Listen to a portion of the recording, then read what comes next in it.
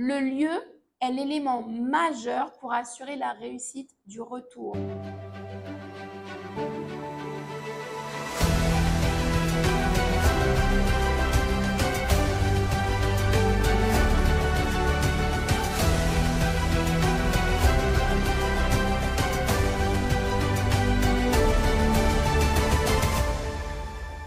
Si tu ne me connais pas, je suis Safiane Joy Life. J'ai fondé le média Grandeur Noire qui existe sur Instagram, sur YouTube et surtout sur mon application GNTV que j'ai dû créer parce que beaucoup de mes messages sont censurés sur les réseaux sociaux. Donc, si tu souhaites découvrir les mensonges de l'Occident que j'incinère les uns après les autres, rendez-vous sur mon application GNTV, très simple. Le lien est sur le premier commentaire épinglé. Alors, j'ai choisi de traiter ce sujet parce qu'il ne concerne pas que mon expérience personnelle. Le retour en Afrique est une préoccupation de millions de personnes, que ce soit des afro-descendants ou la diaspora africaine qui est née et a grandi en dehors du continent. Toutes ces personnes souhaitent s'installer, mais elles sont freinées dans leur élan parce qu'elles ne savent pas comment faire et surtout, elles ne savent pas où le faire. Alors, la première raison qui a motivé mon choix du Kenya, c'est le climat. C'est le plus important pour moi au quotidien. Je suis allergique au froid. Et quand je dis allergique, c'est pas une façon de parler. Dès que j'arrive dans un environnement froid, ma peau réagit, mes cheveux réagissent. Tout mon corps, en fait, se désagrège. Le moral, n'en parlons pas. C'est une dépression qui ne finit pas. Alors, ce ne sont pas les endroits ensoleillés qui manquent en Afrique, mais au Kenya, surtout la région du Kenya où je suis sur la côte, le climat est doux toute l'année. Je vais comparer par exemple avec l'Afrique du Sud. J'ai énormément aimé vivre en Afrique du Sud. Mais pendant plusieurs mois, il fait froid. Que ce soit à Cape Town, à Pretoria, à Johannesburg, ils ont un vrai hiver là-bas. Ça va jusqu'à des températures négatives. Parfois même, il neige. Il n'est pas question pour moi de m'installer dans un pays où il y a l'hiver, même si c'est un pays africain. Il y a d'autres pays où j'ai été, comme le Ghana et le Sénégal, où il y a l'hivernage, ce qui fait que ça peut être la grisaille pendant de longues semaines, peut-être même plusieurs mois. Il me faut le soleil un maximum de temps dans l'année et c'est le cas au Kenya. Et autre chose, c'est que le climat n'est pas humide. Contrairement à la Guyane où j'ai grandi, où il y a une humidité juste absolument phénoménale qui abîme tout.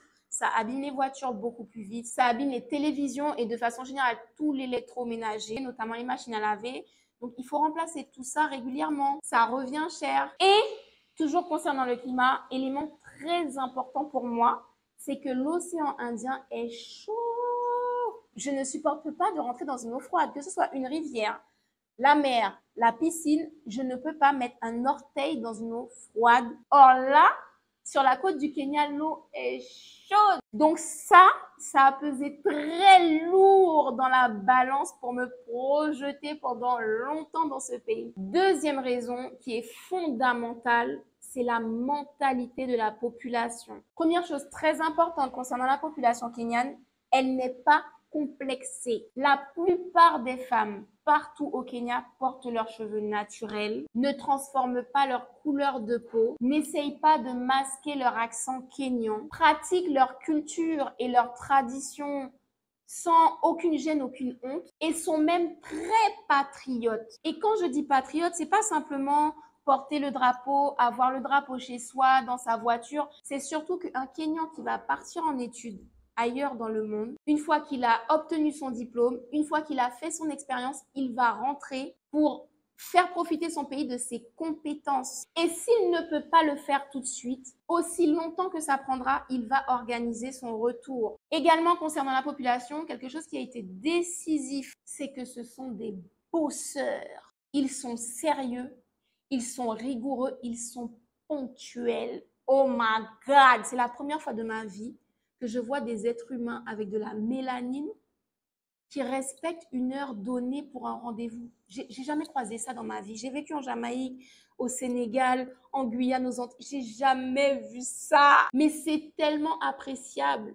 Quand vous donnez rendez-vous à un taxi pour aller à l'aéroport prendre un vol et que le taxi, il est là à l'heure, il vous fait pas rater votre vol. Quand vous donnez rendez-vous à un collaborateur, la réunion commence à l'heure. Quand vous allez à votre banque, ils ouvrent à l'heure. C'est pas 10-15 minutes après, on est là, on attend devant la porte. Donc le sérieux des Kenyans dans le travail m'a permis de me projeter et de me dire je peux ouvrir ma maison d'édition ici, je peux organiser les Grandeurs Noires Tours ici. Tous les projets professionnels que j'ai, je peux travailler dans de bonnes conditions ici parce que la parole donnée ou le contrat signé est respecté. Parce que les réunions commencent à l'heure et on ne me fait pas perdre 1 heure ou 2 heures de ma journée. Les gens sont efficaces. Et enfin, concernant la population encore, l'honnêteté des Kenyans. Il y a énormément de peuples qui constituent le Kenya. Mais pourtant, absolument tous ceux que j'ai croisés sont profondément intègres. Ça veut dire que ce ne sont pas des gens qui vont arriver avec une arrière-pensée. Quand ils vont vous rendre un service, c'est vraiment pour vous aider. Quand ils vont vous offrir quelque chose, c'est vraiment pour vous faire plaisir ou pour vous remercier. Quand ils vont prendre de vos nouvelles,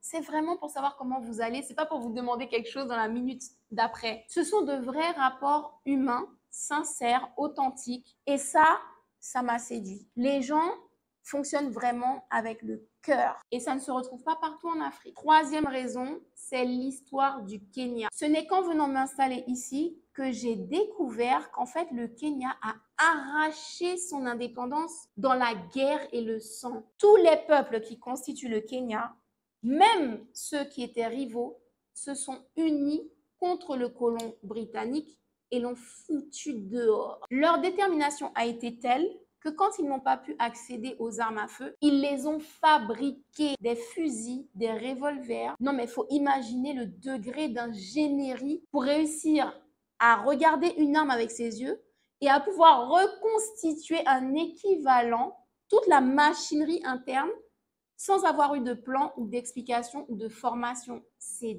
dingue. Donc, les reliques de ces armes sont exposées au musée national de Nairobi. D'ailleurs, je t'invite à visiter le musée de Nairobi si jamais tu viens au Kenya. Et ce sont avec ces armes artisanales que les Kenyans ont vaincu les Britanniques. Non, mais c'est extraordinaire. On est sur le même degré d'extraordinaire que Haïti. Donc, les Kenyans se sont battus contre les Britanniques et ils ont énormément sacrifié puisque ceux qui ont été capturés ont été enfermés plusieurs années dans des camps de concentration. Je ne vais pas rentrer dans cette vidéo sur toutes les tortures qui ont eu lieu dans ça. Je ferai une vidéo consacrée à ça. Mais l'histoire du Kenya m'a énormément touchée parce qu'avec mon caractère insoumis, rebelle, résistant, marron, fier, digne, je ne pouvais pas m'installer dans un pays africain qui a obtenu l'indépendance en pactisant avec le colon et dont la population est encore majoritairement écrasée par le colon. J'ai pas quitté la Guyane qui est dans ça pour me retrouver dans ça en Afrique. Non, il me fallait un pays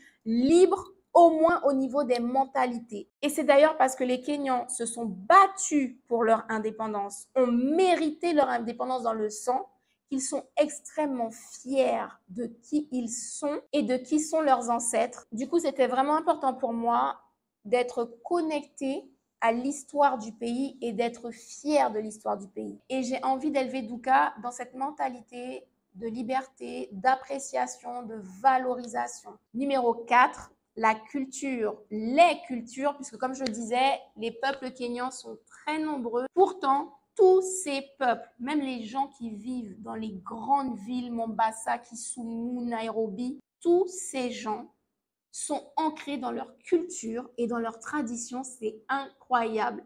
Quasiment tous les Kenyans parlent 3 langues. L'anglais, que souvent ils ont appris à l'école pour tout ce qui est professionnel et administratif. Le Swahili, qui est la langue la plus utilisée dans le pays, puisque c'est le langage qui permet à tous les peuples de se comprendre. Et chacun parle également sa langue natale, la langue de son peuple. Et au-delà de la langue, c'est la façon de cuisiner, la façon de se coiffer. C'est certaines dates du calendrier qui sont importantes pour certains peuples parce qu'il y a eu des événements dans ce peuple-là. C'est également des savoir-faire qui sont très particuliers à certains peuples. Le peuple Kamba, par exemple, est connu pour maîtriser tout ce qui se rapporte au bois.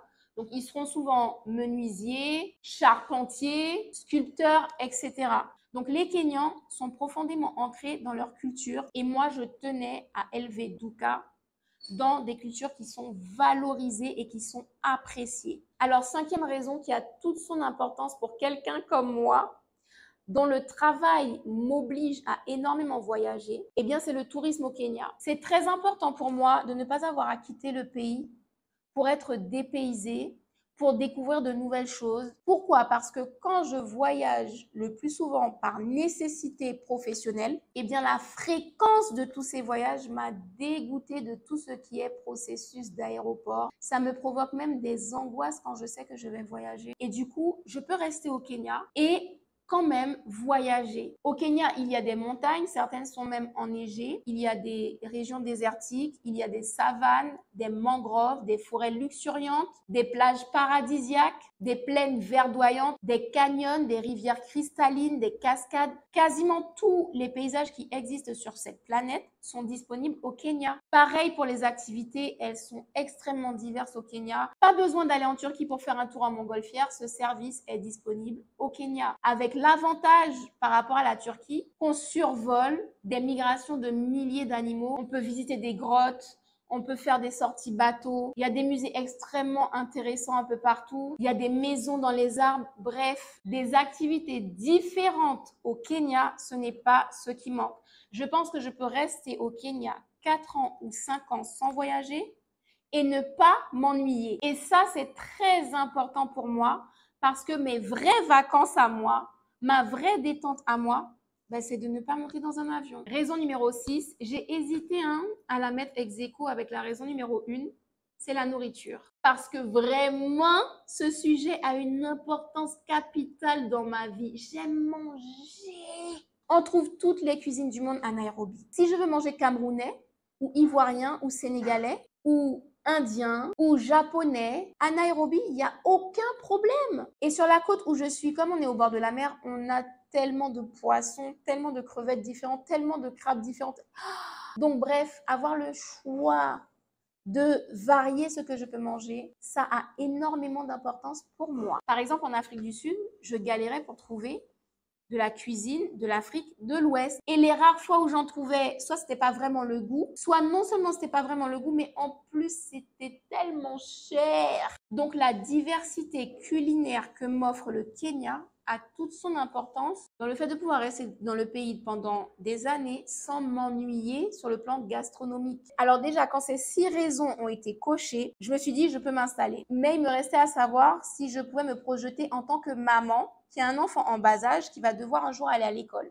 Parce que pour l'instant, je fais l'école à la maison à Douka, mais ça va pas pouvoir durer longtemps parce que moi et les divisions, moi et les fractions, les trucs comme ça, quand ça va devenir un peu trop technique, va à l'école mon enfant. Or, ici au Kenya, quelle que soit la région, du niveau maternel au plus haut degré de diplôme d'université, la qualité des enseignements, elle est incroyable. C'est pas pour rien d'ailleurs que le Kenya est devenu un pôle d'excellence mondial concernant les sciences et la technologie. C'est que non seulement il y a les génies sur place, mais il y a les structures pour former ces génies et pour les accompagner dans leur vie professionnelle. C'est-à-dire que quand ils portent des projets, eh bien très souvent, ils n'ont pas de grandes difficultés à pouvoir trouver des financements qui croient en leur projet. Mais pour en revenir à l'école, il y a beaucoup de choix, il y en a pour toutes les bourses et clairement, quand je vois ce que le fils de la nounou de Douka sait faire à 6 ans,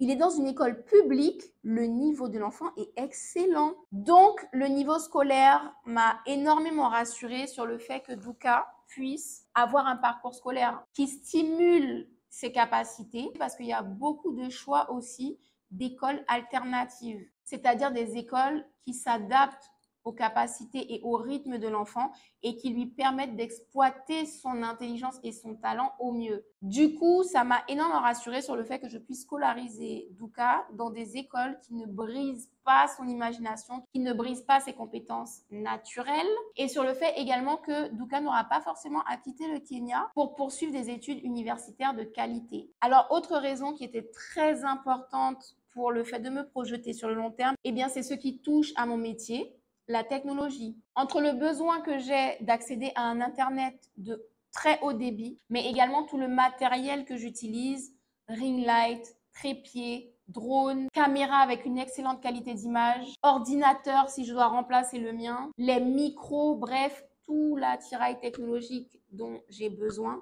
je peux le trouver au Kenya, mais en plus à un prix plus intéressant qu'en Europe. Déjà, le Kenya n'a pas autant de taxes qu'en France. Et ensuite, le Kenya est en face de la Chine ou de l'Inde, donc le transport est beaucoup plus rapide, beaucoup moins cher. Donc, j'ai pas besoin de commander mes appareils à l'extérieur du pays, comme par exemple quand j'ai vécu au Sénégal et que c'était une galère parce que ça coûtait excessivement cher sur place et que même parfois j'avais du mal à trouver certains produits. Je me rappelle une fois, le chargeur de mon ordinateur m'avait lâché. Comme il était un peu ancien, ça a été extrêmement compliqué de retrouver le même chargeur. Et quand je l'ai enfin trouvé, on m'a fait payer 80 € un chargeur. Donc l'aspect technologie accessible et pas forcément cher était très important pour que je puisse me dire, OK, ici, je peux travailler sur du très long terme dans de bonnes conditions. Si quelque chose se casse, s'abîme, ne fonctionne plus, je peux le remplacer très facilement et très rapidement. Alors, toujours sur l'aspect professionnel, c'est la diversité des opportunités parce que je suis quelqu'un qui touche à beaucoup de choses, qui sait faire beaucoup de choses et qui a envie aussi de toucher à des nouvelles choses assez régulièrement. Donc, il faut que je sois dans un pays qui me permette de continuer à évoluer et que si demain j'ai envie de faire quelque chose de nouveau, je puisse me former sur place, je puisse exercer sur place. Or, le Kenya, c'est le cas. C'est un pays extrêmement moderne et ouvert à tout ce qui est possible et imaginable. Donc, si je dois me réorienter une énième fois ou bien ouvrir mon champ d'expertise, je sais qu'au Kenya, je vais pouvoir m'épanouir. Alors, très important, c'est que quand je me projette désormais, je veux absolument pouvoir investir l'argent que je gagne parce que j'ai bien compris que notre génération n'aura pas de retraite. Et donc, si je ne veux pas travailler jusqu'à ma mort, il faut que je trouve un moyen de financer mes vieux jours, de sorte à ce que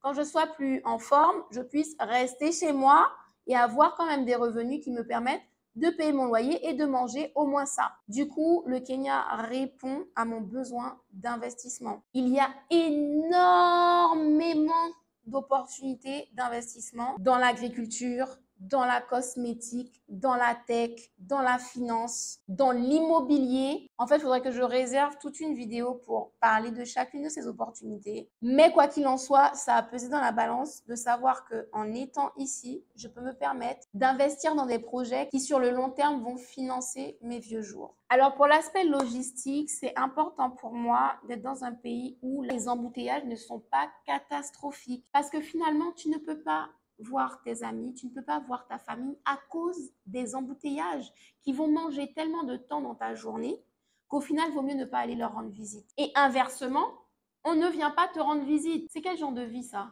Déjà, on ne se voit jamais, on n'a pas le temps. Quand on se voit, on est encore conditionné. Je ne peux pas arriver avant telle heure parce qu'il y a les embouteillages. Je ne peux pas partir après telle heure parce que les embouteillages, yo. Au final, même si la distance n'est pas si importante, c'est les embouteillages qui flinguent tout. Et il ne faut pas croire qu'en Afrique, ce n'est pas le cas. Hein. Les embouteillages de Dakar, les gosses, catastrophe les embouteillages. Mais Nairobi, parce qu'en fait, Nairobi a été construit d'une manière où pour aller à un certain endroit, il y a plusieurs chemins. Donc en fait, tout le monde n'est pas englué dans la seule et même voie pour aller là. Ensuite, ils ont récemment construit des voies rapides qui permettent de ne pas rester bloqués dans les rues de l'intérieur de la ville. Donc finalement, quelle que soit l'heure, j'ai trouvé que la circulation était quand même assez fluide à Nairobi et ça, c'est un élément très important. Ensuite, toujours sur le plan urbain, quelque chose qui est important pour moi, c'est la propreté. Les grandes villes du Kenya, en fait toutes les villes, hein, parce que même dans les campagnes où je vais, c'est toujours propre. Je ne connais pas de région du Kenya, en tout cas j'en ai jamais visité, qui soit sale, jonchée de détritus, cassée dans tous les sens. Non, c'est propre, c'est bien organisé. Il y a plein d'endroits qui sont même très jolis, plantés avec des palmiers, avec des fleurs, des bosquets, des ronds-points joliment décorés. Et d'ailleurs, c'est très végétalisé comme capitale. Il y a des espaces verts immenses, des parcs, des forêts. Donc quand j'y vais, je ne me sens pas oppressée par des bâtiments partout qui cachent le soleil. Et puis, il y a beaucoup d'hôpitaux de qualité. La ville, elle est très grande. Donc, s'il fallait faire des kilomètres pour rejoindre un bon hôpital, ça aurait été très problématique. Mais là, il y a de très bons hôpitaux un peu partout sur la capitale. Au-delà d'être très qualitatifs, les services hospitaliers, moi j'ai trouvé qu'il n'y a pas de queue dans les urgences. Que ce soit des petits hôpitaux de campagne comme là où on vit ou dans la capitale, je n'arrive jamais dans des urgences qui sont bondées et puis il faut attendre des heures. Jamais. On est toujours pris en charge dans la demi-heure et le processus est toujours très rapide. Je trouve que c'est quand même important de vivre dans une capitale où les soins de santé sont accessibles, ne sont pas chers et sont rapides et qualitatifs. Et puis, point très important pour terminer sur la capitale, c'est le fait qu'on trouve tout ce qu'on veut dans un rayon très restreint. On n'a pas besoin d'aller à l'autre bout de la ville. Il y a des magasins et des restaurants de tout partout. Autre raison qui m'a séduit au Kenya, c'est qu'on peut mener une vie rurale très confortable. Parce qu'en général, dans beaucoup de pays en tout cas, quand on s'éloigne des grandes villes, c'est tout de suite la galère pour obtenir des soins de santé de qualité, pour accéder à de bonnes écoles, pour même obtenir certains produits, on ne peut pas se faire livrer, etc. Ici, ce n'est pas du tout le cas, en tout cas dans le coin où je suis. C'est un tout petit village sur la côte, mais pourtant, je peux tout me faire livrer. Ils ont un service ici qui s'appelle Jumia, des meubles, des vêtements, de la technologie. Donc, si mon téléphone tombe en panne, eh ben, demain, je peux me faire livrer un autre par Jumia. Même pour les expéditions à l'international, on a un bureau DHL. Donc, ça m'est déjà arrivé d'envoyer un colis en Guyane qui prend une semaine à 10 jours au départ du Kenya. C'est-à-dire que c'est même plus rapide que France-Guyane. Du coup, maintenant étant dans un village, je me sens pas du tout enclavée et repliée sur moi-même. Et qui dit village dit des fruits de saison, des fruits qui ne sont pas transformés, mais également la beauté des paysages. Et j'ai cette possibilité au Kenya en tout cas de vivre dans un petit village magnifique, assez retiré, mais avec tout le confort de la modernité. Alors, autre raison qui sera très importante pour beaucoup d'entre vous, moi, j'avoue que c'était pas dans mon top priorité, mais aujourd'hui, ça fait quand même une grosse différence dans mon budget annuel. Eh bien, c'est tout simplement le coût de la vie. Le Kenya est l'un des pays africains où le coût de la vie est l'un des plus raisonnables du continent. On mange dans des restaurants que je qualifie de luxueux à des prix extrêmement raisonnables. Un exemple, c'est que j'avais invité mes parents dans un restaurant gastronomique. Donc, à la fois, le cadre est magnifique, mais la nourriture est tellement savoureuse. Je les ai invités et je me suis préparée en mode, je vais à la guerre parce que là, ils vont manger et boire comme ils veulent. Moi aussi, je vais sortir de là, la facture va me fracturer en 5 parties. Et en fait, non. Quand j'ai regardé la note, j'ai demandé à la serveuse si elle était sûre. Et au final, j'ai fait les comptes, non pas pour vérifier s'ils n'ont pas mis des choses en plus, mais au contraire, pour voir s'ils n'avaient pas oublié des choses tellement c'était 3 fois moins que ce que j'avais prévu de payer. Donc, on peut s'offrir des restos et s'en sortir vivant. On peut s'offrir des sorties au ciné sans être ruiné. On peut sortir dans des bowling, on peut emmener nos enfants dans des aires de jeu, dans des fêtes foraines. On peut se permettre d'aller dans un parc et de se payer un tour en pédalo ou un tour en cheval. On peut se permettre d'aller donner à manger à des girafes. Bref, on peut faire tout un tas de choses en solo, en couple, entre amis, en famille, tout ça à prix très raisonnable. Et je pense que l'un des meilleurs reflets du coût de la vie qui est très abordable, voire carrément donné au Kenya, bah, c'est tout simplement le coût de l'investissement immobilier. Pour seulement 60 000 euros, on peut s'acheter un appartement spacieux, lumineux, très bien agencé, d'une chambre avec balcon, souvent des appartements qui ont des vues magnifiques sur la ville ou qui ont des vues sur la piscine parce qu'en plus, ces appartements sont très souvent dans des immeubles qui possèdent une piscine et une salle de sport. Dis-moi dans quel autre pays de la planète tu vas trouver des appartements à ce prix-là avec tous ces avantages. Donc, le coût de la vie est un argument extrêmement important si on doit s'installer ici à plusieurs, notamment quand on est une famille et qu'on a des enfants. Déjà, on n'est pas obligé de se ruiner dans plein de billets d'avion pour emmener nos enfants en voyage. On peut les faire voyager au Kenya, mais également au quotidien, on peut accéder à énormément de divertissement et de plaisir pour toute la famille. Alors, quelque chose qui a son importance, c'est la vie sociale. Et pour le coup, il y a énormément d'activités à faire à Nairobi. Donc, comme je le disais précédemment, des parcs, des fêtes foraines, des expositions, énormément d'événements également, notamment des concerts. Dernièrement, là, c'était Burna Boy qui était en concert à Mombasa. Il y a des expositions d'art, il y a des musées, il y a beaucoup de sorties à faire. Il y en a vraiment pour tous les goûts. Il y a des restos avec des concepts, il y a des restos sur des rooftops. Bref, on ne peut pas s'ennuyer à Nairobi. Et même dans d'autres grandes villes du Kenya, on ne s'ennuie pas. Moi-même qui suis dans un village, je ne m'ennuie pas. Je n'ai même pas réussi en 2 ans à faire le tour de tous les restos, de toutes les plages, de toutes les activités sportives. Donc, c'est dire à l'échelle d'une grande ville. Du coup, la vie sociale est très épanouissante parce que ce soit pour les couples, il y a tellement d'activités romantiques à faire. Entre amis, il y a de quoi faire. En famille, bref, la vie sociale est vraiment trépidante au Kenya. Alors, autre chose qui a son importance pour moi, c'est la mode. C'est quand même assez évident que je suis quelqu'un qui fait très attention à mes tenues, à mon look de façon générale, mes coiffures, mes bijoux, mes sacs, mes chaussures. Et au Kenya, je suis servie. C'est même trop en fait. Je suis obligée des fois de rester chez moi pour éviter de passer, d'être tentée de... Hey! Au niveau de la mode, le Kenya est à la pointe. D'ailleurs, la Fashion Week du Kenya est très bien positionnée parmi les Fashion Week mondiales. Donc, pour les folles dingues du shopping, ici, vous allez trouver votre bonheur. Une raison très importante qui m'a immédiatement convaincue, c'est que Duka est totalement épanouie et stimulée ici. Non seulement les activités pour les enfants sont multiples, il y a énormément de choix. Et en plus de ça, ce n'est pas cher. Chaque centre commercial a des aires de jeu gigantesques consacrées aux enfants. Et le prix d'entrée est entre 3 € et pour les plus chers, 8 € la journée. En plus, à l'intérieur, il y a vraiment tout pour faire rester toute la journée. C'est-à-dire, il y a de quoi se restaurer, il y a de quoi boire, il y a les toilettes qui sont propres et bien entretenues. Il y a tout en fait. L'enfant peut vraiment passer sa journée là parce qu'il y a tellement de jeux à faire que impossible de se lasser.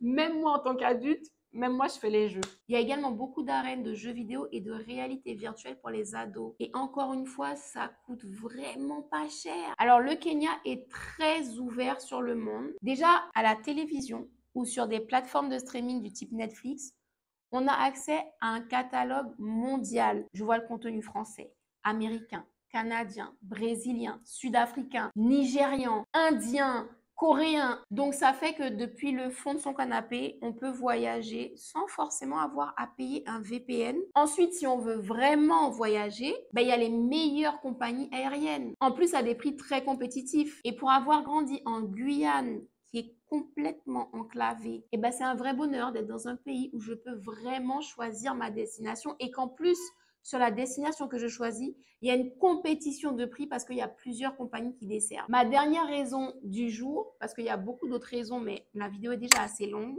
c'est le manque de la famille. Alors personnellement, je ne ressens pas de manque parce que d'une part, on est la génération visio, donc ça compense énormément l'éloignement. Mais surtout, ma famille et mes amis ne cessent de venir me rendre visite au Kenya. Pour eux, c'est tout bénef. Ils ont juste le billet à payer. Ensuite, ils sont chez moi. Ils font d'une pierre deux coups parce qu'au-delà de découvrir le pays, on passe du temps ensemble. Et comme moi, de toute façon, j'ai une charge de travail absolument énormissime. J'aurais pas eu le temps, en vrai de vrai, même s'ils habitaient au coin de la rue, j'aurais pas eu le temps de les voir si souvent que ça. Au moins, quand mes amis ou ma famille viennent, je m'organise pour que pendant 10 jours ou 2 semaines, je sois totalement disponible pour eux et on passe un vrai temps de qualité. Si tu as envie, toi aussi, de découvrir cette destination fabuleuse, sache que j'organise des séjours de 9 à 10 jours. Like la vidéo, commente Kenya, partage aux personnes qui t'ont déjà parlé du Kenya. Si tu as participé à un Grandeur Noire Tour, quel que soit le pays,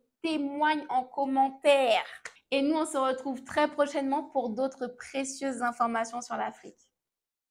Si tu viens d'arriver sur Terre et que tu n'as jamais entendu parler de mon application GNTV, très simple, tu cliques sur le lien de ma page d'accueil ou sur le lien du premier commentaire.